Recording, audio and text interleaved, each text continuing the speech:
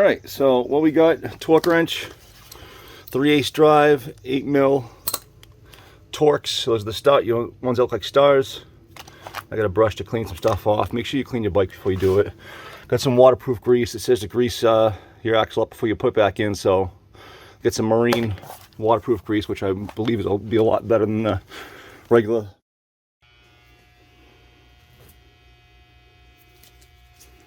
Oh boy. So what I did, this was on pretty friggin' tight. I did use the 3/8 drive with a pipe to get it loose. I should have had that on video because you would have seen how bad I struggled. It was on there good, which I think it's 54 Newton meters is what it calls for. Yeah, that's what it says. Boom. All right, anyways. So we're gonna take this off in 1 second.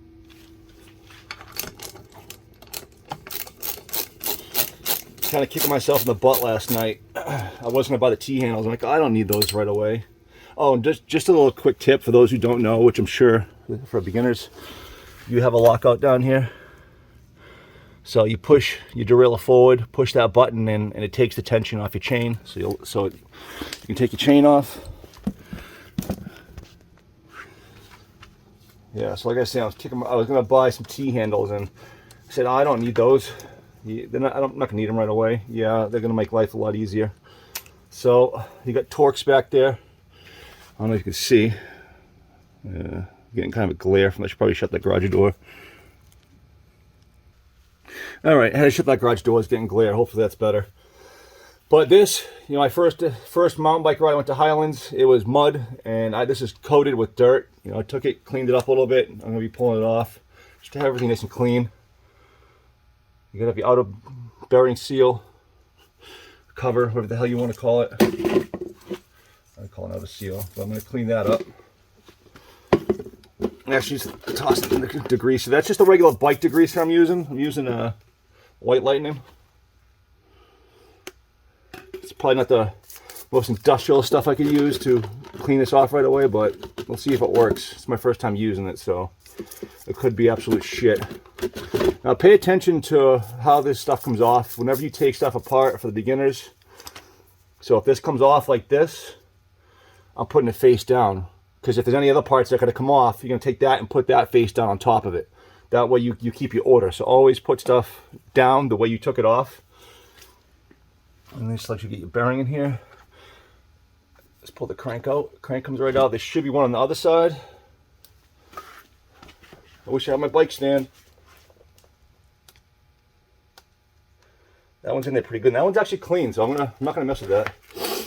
Not gonna mess with it. But there is some dirt on this, so I'm going to clean that. Oop, wrong side. And I also got a wash bucket over here. You can't really see, but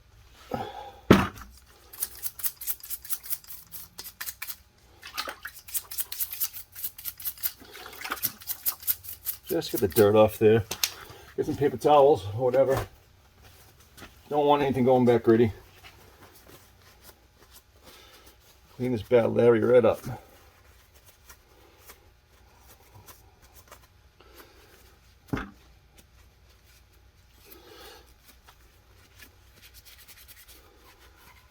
All right, so that's clean enough for me. I'm going to clean off inside the splines in here.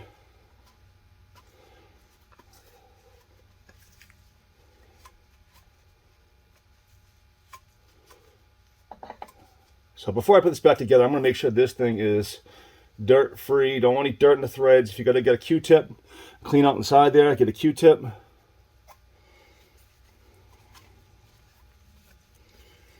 All right, I'm put this down the rug. Get out of the way. All right, this is why it's good to wear gloves. Rip them off in case you need to grab the camera.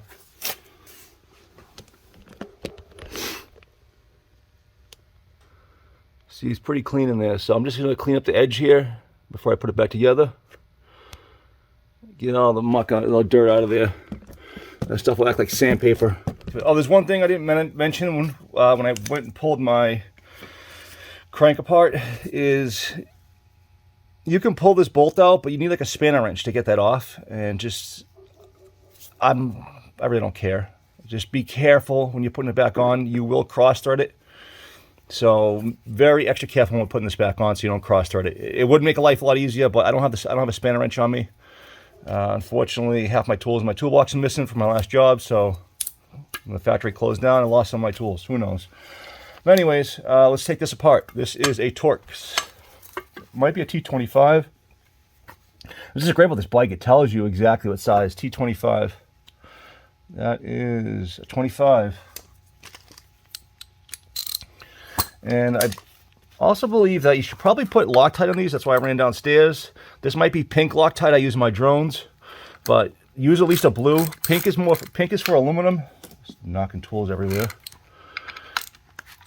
This is where the T-handle would have came in pretty handy.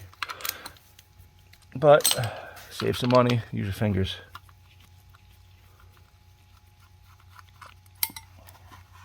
Make sure they stay nice and clean. Look at, there's no, yeah, there is a little Loctite on there. So that is getting put back on.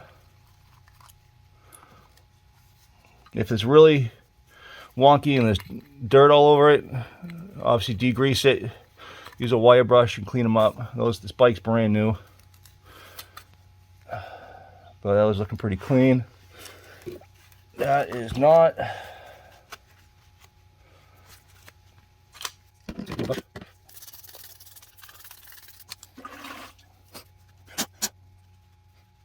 Yes, I know.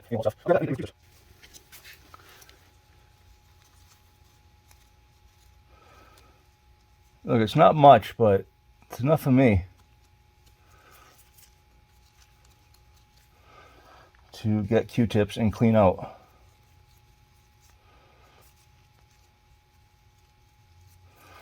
Plus, you get your threads in here. If you don't, this would be a lot easier if you took this off. Obviously, I didn't do that. This has caused me a little bit more of a problem. But like I said, I don't have the spanner wrench to do that. And it's clean anyway, so a couple of Q-tips if you don't have the spanner wrench like me. All right, let's check this thing out. Apparently this only goes on one way, and you want to put this on so the bolt heads will be recessed. So this means this is the back, this is the face obviously going against this. So let's see which way does this go. You got a triangulation pattern with the bolts. So technically this should only be one way. And let's take a look at the crank. I can't see the pattern for some reason.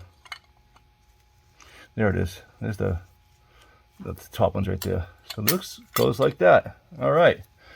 Get ye old one out of the way. Now what I want to do is, I should have propped this up on something, but please be some left in here. This is the blue, so that's a good thing. Oh, get back here. Just a little dab. You don't need much.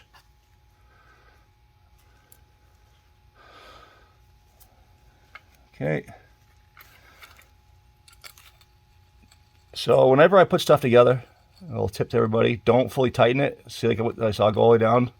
Back it off a little bit. Give yourself a little play because it helps to start in the other ones, no matter what you're working on.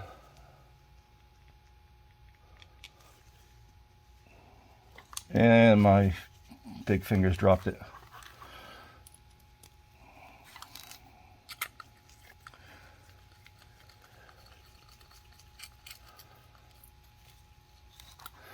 That didn't sound too good.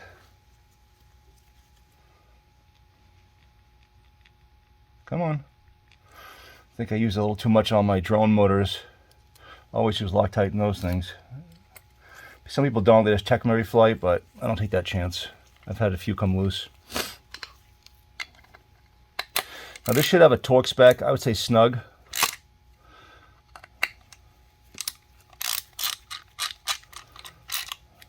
Okay, I'm not going to crank them down. He's always give them so they touch and a little snugness to them.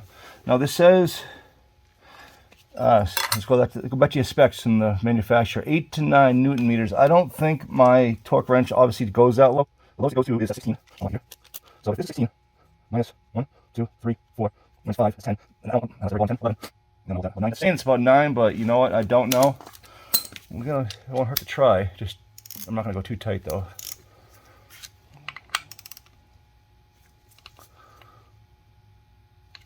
Yeah, I'm not going to go too much tighter. just snug them up. This is a long handle, and I'm putting a lot more. Since that's not working, I can get a lot more feel by with this with a shorter handle. Yeah, just snug these things up. It's got the Loctite on there. You don't want to mar up the threads by doing that. So there we go. That's on. Now we just can install it back, the crank back on, which is going to throw some marine grease on that. Make sure everything's nice and clean, like I said.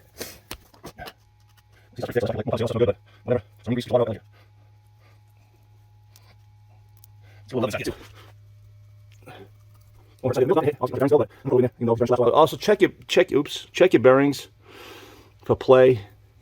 I mean, if there's any play whatsoever, you're gonna need new ones. All right, I'm gonna hit pause and do the other side. Obviously, I don't have a bike stand, so this makes it a little hard. All right, we're back. Had a call from my supervisor, had a question. So what we're gonna do is put this back on. I want to make sure my threads in here are clean also.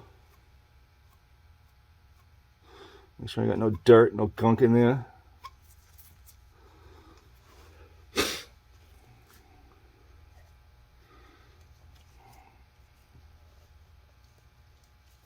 And when it comes to the grease, don't go too crazy. But you want some grease on there. Look at that. I put some grease in there and cleaned it out, and stuffed this in and cleaned it out. Help clean it a little bit. All right, so we are going to slide it. Let me get a paper towel. Slide this back in. Wish I had my bike stand, but I don't.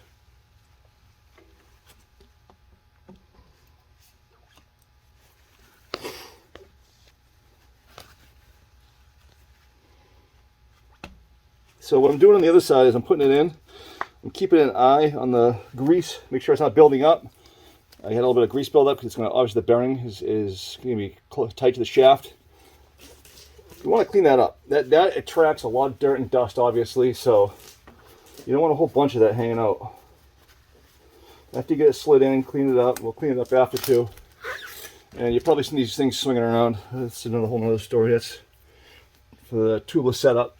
All right, we are all in. So basically what we're going to do now, get your dust cover, whatever you want to call it, outer seal.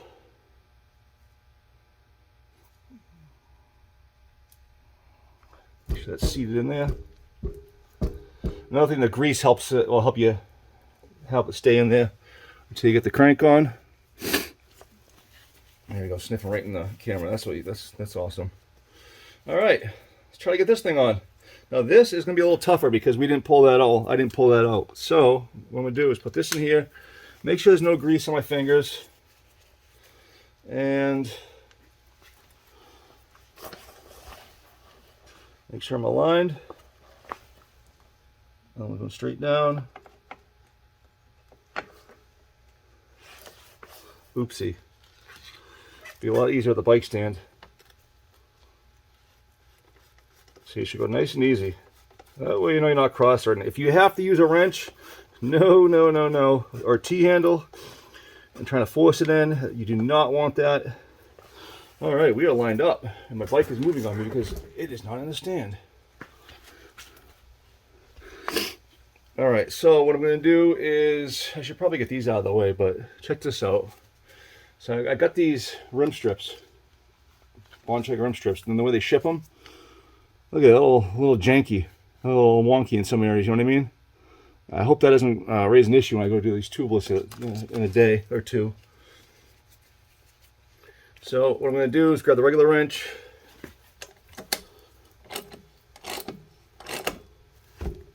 tighten it down. Everything looks good. That looks so weird. All right, let's go to, usually when I torque stuff, I don't like to go full on. So I believe this says 54 Newton meters, so let's go half. Let's go 25 to start.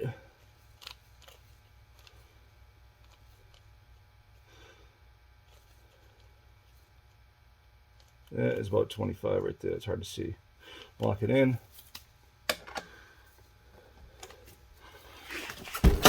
Oh, this is going to be hard without a... Okay, it's 25. Now I'm going to go to 54. 50, 54, again.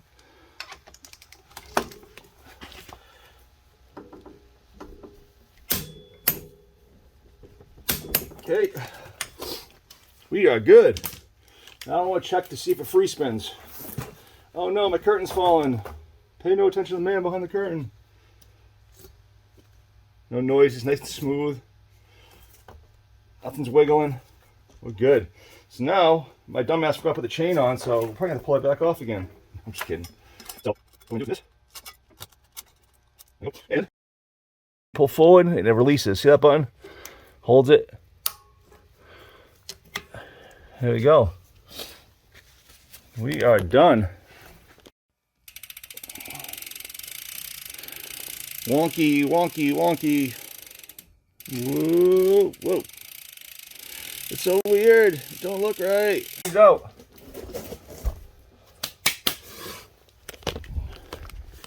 Actually, let me switch cameras. So that was it.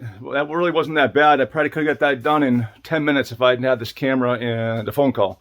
So next video is going to be putting the Cush core system in and going tubeless. I probably should went tubeless first, you know, the sealant run around the tires, but whatever. We're going to figure it out, and we're going to go to Highlands this weekend. I'll see you guys later.